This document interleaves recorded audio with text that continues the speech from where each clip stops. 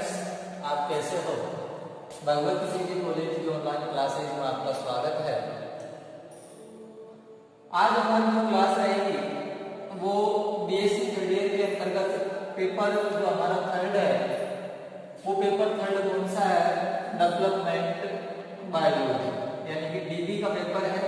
उसमें यूनिट 5 हम पढ़ रहे हैं। पिछली क्लास के अंतर्गत अपन ने डेवलपमेंट ऑफ फ्रॉग मेंढक में जो परिवर्तन पढ़ा था और उस परिवर्तन में हम पार्ट 1 पिछली क्लास की आज पार्ट 2 है। इसके अंतर्गत हम मेंढक का जो परिवर्तन है वो कंप्लीट कर लेंगे। तो जैसे कि आपको पिछली क्लास में आप पढ़े थे कि मेंढक के अंतर्गत क्या क्या प्रोसेस अपन ने पढ़ ली थी, कहाँ तक अपन ने पढ़ लिया था। इसके अंतर्गत तो सामान्य जानकारी आपने पढ़ा था। मेंढक क्या होता है?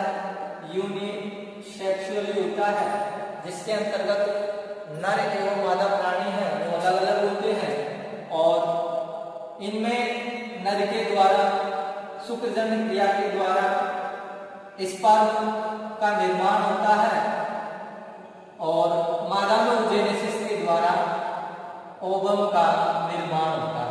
ये आप पढ़ चुके थे। फिर इसमें हमने पहला ही जो पढ़ा था वो पढ़ा था निषेचन। पॉपुलेशन की प्रक्रिया के द्वारा, मैथुन की प्रक्रिया के द्वारा निषेचन की प्रक्रिया वो संपन्न होती है। और निषेचन भी कैसा होता है? इसमें बाह्य प्रकार का होता है। निषेचन के फलस्वरूप जो हमने इसके अंतर्गत प्रोसेस पढ़ी थी वो पढ़ी थी अपन ने विदलन। और विदलन कौन सा था? वो था अनइक्वल असमान पूर्ण भज्जी विदलन। अब जैसे विदलन हुआ तो इसके अंतर्गत मोरुला है, मोरुला के बाद ब्लास्टुला, गैस्टुला अवस्था है वो हमने पढ़ी थी। तीसरा इसके अंतर्गत जैसे विदलन हो जाता है तो विदलन के बाद में इसमें आता है गैस्ट्रुलेशन। गैस्ट्रुलेशन और गैस्ट्रुलेशन की प्रक्रिया के द्वारा आपने एकीबोली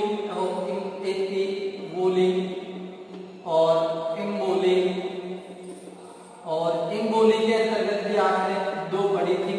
एक तो आपने अंतर्वलन पढ़ा था, अंतर्वलन पढ़ा था और एक आपने इन्वोगेलेशन पढ़ा था। ये इनके अंतर्गत आप पढ़ चुके थे।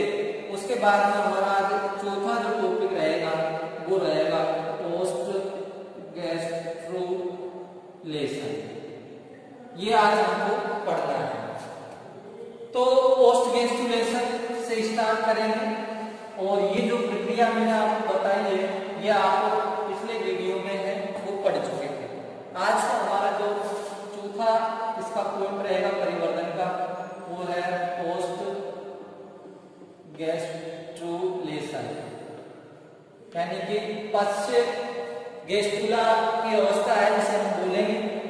और इस पोस्ट गैस्ट्रुलेशन को निम्न अवस्थाओं में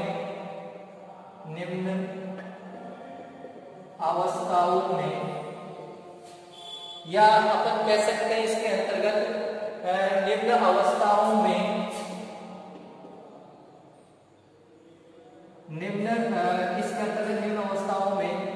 निम्न संरचनाओं का निर्माण होता है। डायरेक्ट निम्न की जगह अपन कर देंगे। इस अवस्था में निम्न संरचनाओं का क्या होता है? निर्माण होता है। किसके अंतर्गत होता है? पोस्ट गैस्ट्रुलेशन अवस्था के अंतर्गत। तो सबसे पहले हम पढ़ेंगे इसके अंतर्गत फॉर्मेशन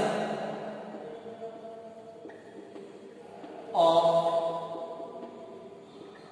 न्यूरल प्लेट यानी कि तंत्रिका जो प्लेट है उसका निर्माण किस प्रकार से होता है।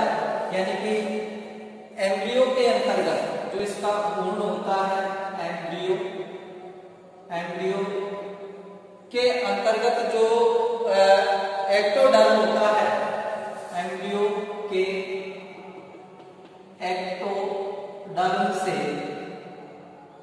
एक्टोडर्म से एक प्लेट का निर्माण होता है। एम्ब्रियो है, क्योंकि आप इसके अंतर्गत पढ़ चुके हैं कि ये जो इसका एम्ब्रियो होता है, उस एम्ब्रियो के अंतर्गत इसमें त्रिजन स्तरीय का निर्माण हो जाता है। सबसे बाहर होता है आपके पास एक्टोडर्म, बीच का होता है वो होता है मेसोडर्म, और अंदर का जो होता है वो होता है एंडोडर्म। यानी कि 3 जनन स्तरों का निर्माण है वो गैस्ट्रुला की जो प्रोसेस होती है उसके अंतर्गत होता है। तो एम्ब्रियो में एक्टोडर्म के द्वारा प्लेट के समान संरचना का निर्माण होता है। एम्ब्रियो में एक्टोडर्म से प्लेट समान संरचना है, उस संरचना का निर्माण होता है जिसे अपन क्या कहते हैं, जिसे अपन न्यूरल प्लेट कहते हैं, जिसे अपन क्या कहते हैं, न्यूरल प्लेट कहते हैं। और न्यूरल प्लेट में फोल्ड की प्रोसेस होती है, जिसे न्यूरल प्लेट है। ये न्यूरल प्लेट क्या होती है, धीरे धीरे बलित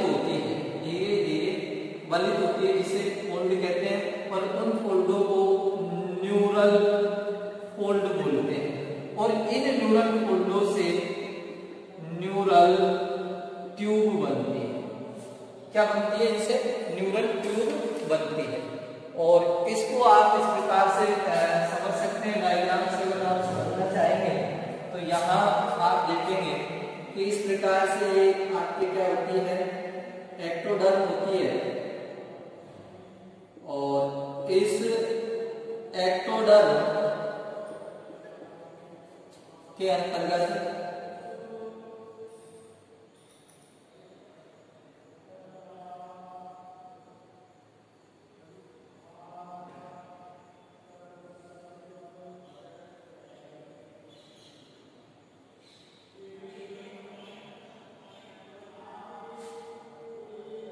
इस एक्टोडर्म के अंतर्गत ये एक प्लेट का निर्माण होता है।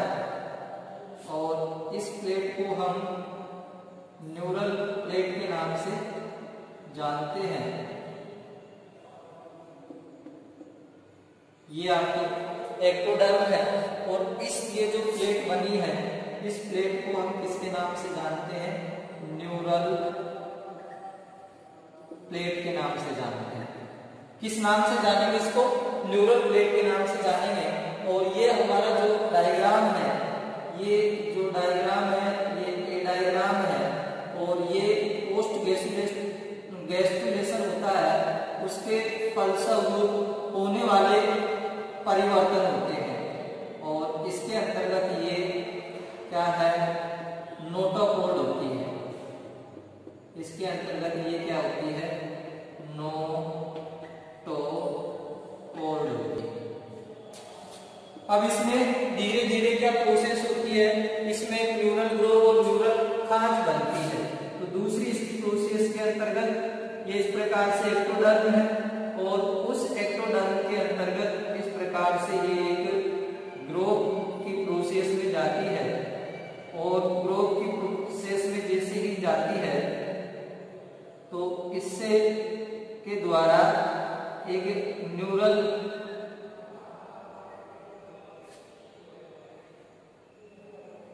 इस प्रकार से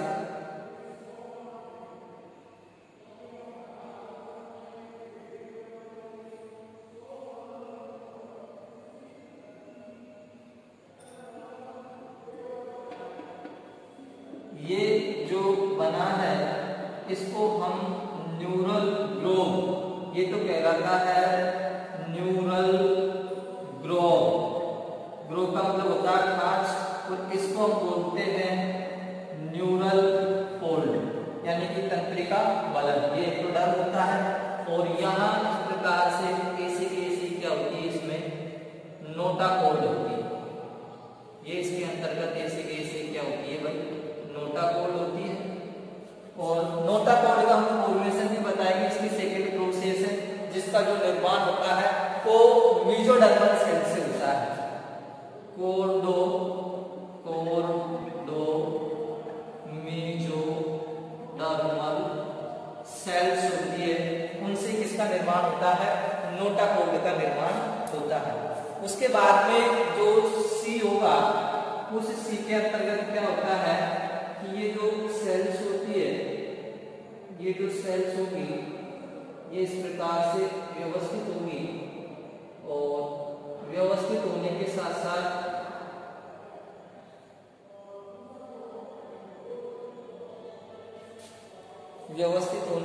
साथ ये इस प्रकार से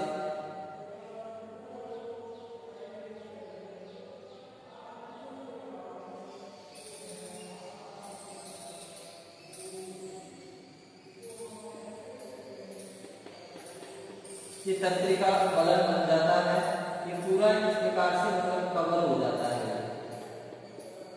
ये।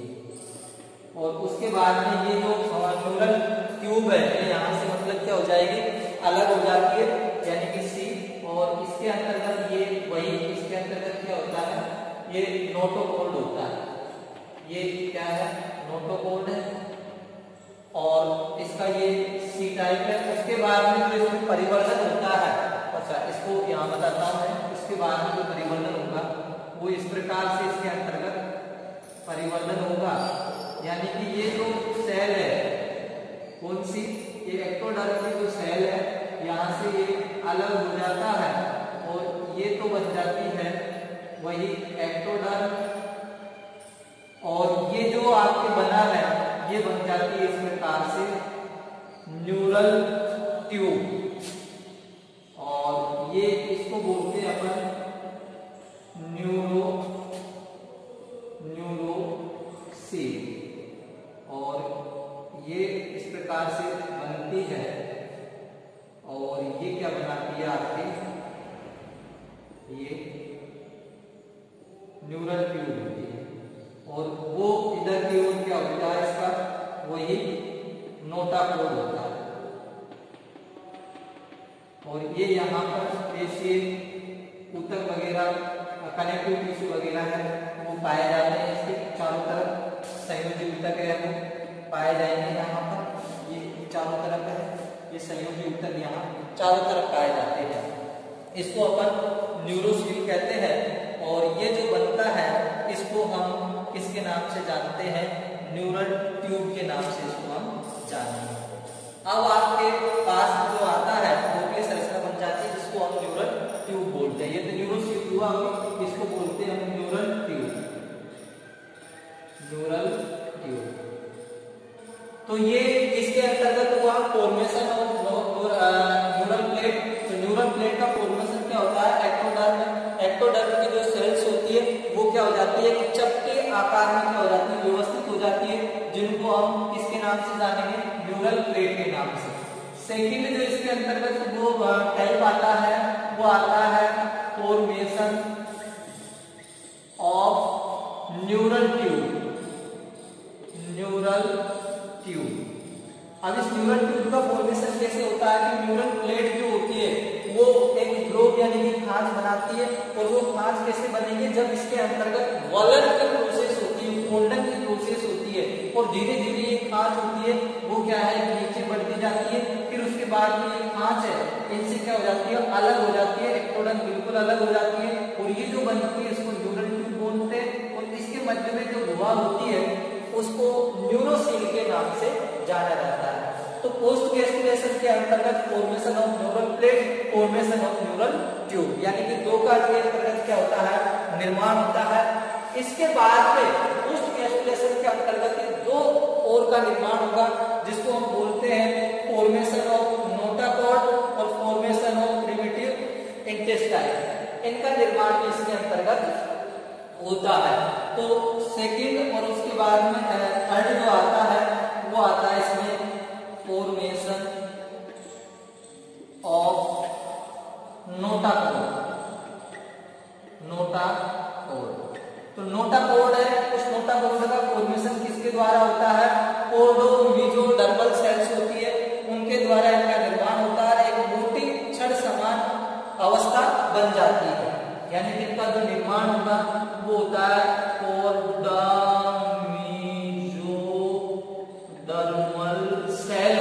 मेसोडर्मल सेल होती है, इनके द्वारा एक छड़ समान संरचना बन जाती है और उस छड़ समान संरचना को क्या बोलते हैं, नोटाकोड बोलते हैं। ये सब नोटाकोड है, इनको नोटाकोड के नाम से जाना जाता है। कौन कौन सी, ये नोटाकोड है, ये मेगाकोड है, ये भी नोटाकोड है और ये भी नोटाकोड है। तो कोर्डो मेसोडर्मल जो सेल होती है वो एक व्यवस्थित होकर छड़नुमा संरचना बना लेती है, जिसको हम नोटाकोड के नाम से जाना जाता है। अब ये नोटाकोड जो होती है ये प्रत्यास्थ प्लास्टिक का इसके अंतर्गत क्या पाया जाता है, गुण पाया जाता है। प्रत्यास्थता का क्या है, इसके अंतर्गत गुण पाया जाता है और इस प्रत्यास्थता के गुण के कारण ये नोटाकोड है व्यस्त अवस्था में किसमें कन्वर्ट हो जाती है, कशेरुक दंड में बदल जाती है। ये इसका क्या होता है, कैरेक्टर होता है कि जो नोटाकोड होती है वो एक किसके अंतर्गत, ये अपने व्यस्त अवस्था के अंतर्गत कशेरुक दंड में क्या हो जाती है, कन्वर्ट हो जाती है। अब इसके बाद में हम बात करते हैं इसमें formation of primitive intestine.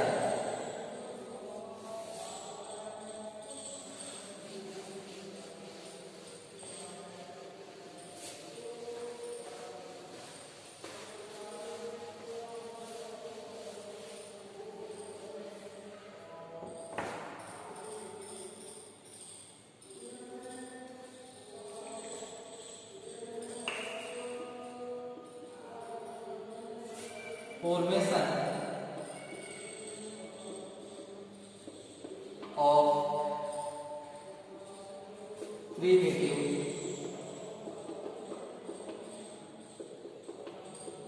Intestine, यानी कि इसको आदि रेखा आंत्र, यानी कि आंत्र है उसका निर्माण किस प्रकार से होता है, तो इसमें कुछ भी नहीं है। जो एम्ब्रियो है, एम्ब्रियो में पाई जाने वाली एंडोडर्मल सेल, एंडोडर्मल सेल जो होती है वो उस सेल से क्या होती है, एक गुहा का निर्माण करती है। एक गुहा है, उस गुहा का क्या करती है, निर्माण करती है और उस गुहा का जो निर्माण होता है इसे ही हम क्या कहते हैं, प्रिमिटिव इंटेस्टाइन कहते हैं। यानी कि एंडोडर्मल सेल होती है जो व्यवस्थित होकर एक गुहा का निर्माण कर लेती है और उस गुहा को हम प्रिमिटिव इंटेस्टाइन के नाम से जानते हैं।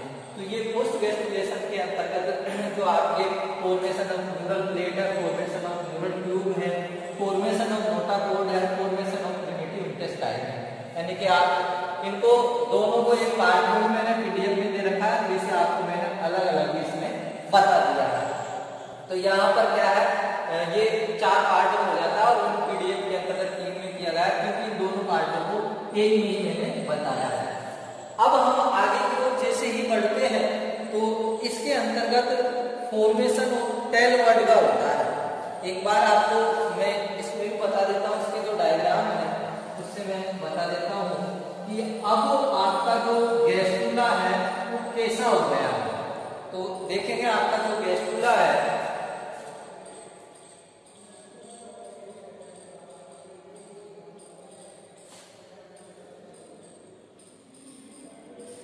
वो गैस्ट्रुला आपका इस प्रकार से हो चुका है।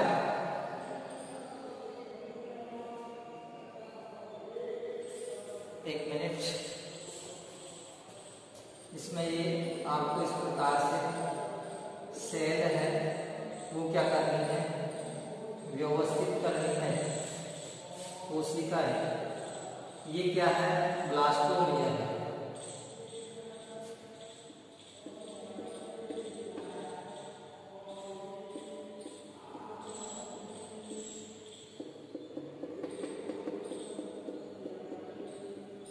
ये ब्लास्टोमिया है। इसके बाद में इसमें यहाँ पर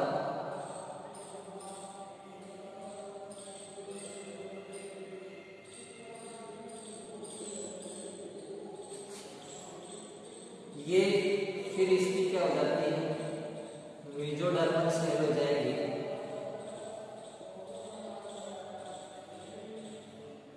इस प्रकार से इसमें आकर कनेक्ट हो जाती है।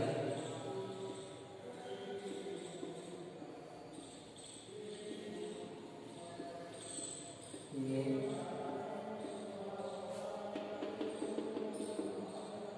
इसको जो अपन ने कहा है इसको न्यूरल फोल्ड के नाम से जाना जाता है। ये जो है ये है न्यूरल फोल्ड, और यहाँ पर है ये क्या है, नोटोकॉर्ड है, और ये जो निर्माण होता है वो होता है न्यूरल प्लेट का। ये किसका निर्माण हो जाता है, इसके अंतर्गत फोल्ड न्यूरल प्लेट का हो जाता है। ये मेसोडर्मल है, ये क्या नाम से मेसोडर्मल है, मेसोडर्म। इसके अंतर्गत फिर एक और आवरण होता है, और वो जो आवरण है इस प्रकार का होता है। इसके अंतर्गत ये जो केविटी पाई जाती है, इस केविटी को आर्केंटेरोन केविटी के नाम से इसको जाना जाता है, कैंटेरोन। और ये जो होता है ये होता है आपके एंडोडर्म। इस प्रकार से इसमें एक जो पोस्टगैस्ट्रुला है वो होता है। फिर इसके बाद में अगर हम बात करते हैं तो ये जो स्थान होता है इसको हम बोलते हैं सीलोम। और इसका फिर अगर हम परिवर्धन पढ़ते हैं तो और परिवर्धन के अंतर्गत क्या देखेंगे आप, ये इस प्रकार से ये बन जाता है, ये बनेगा। और ये जो बनेगा वो क्या है, इसका सबसे बाहरी लेयर होता है। और इस बाहरी लेयर को हम किसके नाम से जानते हैं, ये तो आपका हो जाता है एपिडर्मिस, एपिडर्मिस। और ये जो एपिडर्मिस है इसके नीचे फिर एक इस प्रकार से संरचना बनती है, और इस संरचना को हम किसके नाम से जानते हैं, न्यूरल कैनाल होता है, उस कैनाल के नाम से इसको जाना जाता है। फिर जैसे हम इसके नीचे की ओर बढ़ते हैं तो इसमें यहाँ पर ये मेसोडर्म होता है, मेसोडर्म होता है, मेसोडर्म। और मेसोडर्म के बाद में इसमें यहाँ पर फिर एक आवरण बनता है, ये आवरण है। और ये फिर पूरा इसको कवर किया रहता है, मतलब भरा हुआ रहता है। आप अच्छे से बुक में देखिए और इसका क्या है डायग्राम बना सकते हैं, केवल आपको वैसे ही रफली इसको समझा रहा हूँ, मेसोडर्म। और यहाँ पर ये जो होता है ये होता है इसका नोटोकॉर्ड। ये क्या होता है, इसका नोटोकॉर्ड होता है। फिर इसके अंतर्गत ये जो केविटी बचेगी, यानी कि ये मेसोडर्म हो गया। मेसोडर्म के बाद में फिर यहाँ पर एक लेयर बनता है, और उस लेयर चारों तरफ से क्या होता है कवर। और ये क्या होती है आपकी आर्केंटेरोन के होती है, आर्केंटेरोन हुआ होती है, जो आगे चलकर किसका निर्माण करती है, एलिमेंट्री कैनाल का निर्माण करती है। और ये क्या होती है आपके पास एंडोडर्म होती है। तो इस प्रकार से काफी सेल से मिलकर क्या होती है, बनी हुई संरचना होती है। और इन बनी हुई संरचनाओं को अपन क्या है, गैस्ट्रुला के नाम से जाना जाता है। और ये पोस्ट गैस्ट्रुला है, जिसके अंतर्गत ये परिवर्तन होते हैं। 4 हो गया। अब हमारा जो 5वां आता है, वो 5वां हम अगर परिवर्तन करते हैं तो उसके अंतर्गत है फॉर्मेशन ऑफ टेरुबल। यानी कि ये आपको अच्छे से समझ में आ जाना चाहिए, और डायग्राम आप अच्छे से आप बुक से इसमें देख सकते हैं। कुछ नहीं है, बाकी काफी सारी जो सेल्स होती है उनका अरेंजमेंट होता है, डायग्राम में काफी टाइम लगता है इसमें। अब हमारा 5वां है फॉर्मेशन ऑफ टेरुबल। फॉर्मेशन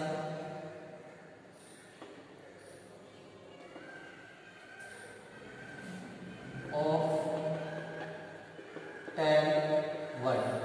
इसका जो निर्माण होता है वो पोस्ट गैस्ट्रुला जो अवस्था होती है उसके बाद में ही इसका इस प्रकार से निर्माण होगा कि इस प्रकार से उभारनुमा स्ट्रक्चर निकल आती है।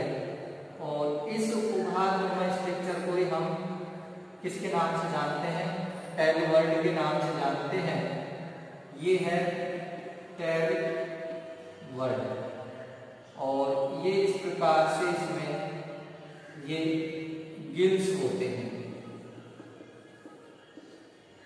तो अब आप इधर ध्यान देंगे, इसके अंतर्गत यानी कि पोस्ट गैस्ट्रुलेशन के पश्चात एम्ब्रियो के पश्च भाग से एक छोटी, यानी कि आप लिख सकते हैं इसमें पोस्ट गैस्ट्रुलेशन के पश्चात एम्ब्रियो के पश्च भाग से, जो एम्ब्रियो है उस एम्ब्रियो के पश्च भाग से, एम्ब्रियो के पश्च भाग से एक उभारनुमा संरचना का निर्माण होता है, एक उभारनुमा संरचना का निर्माण होता है, जिसे अपन क्या कहते हैं, टेल बड कहते हैं।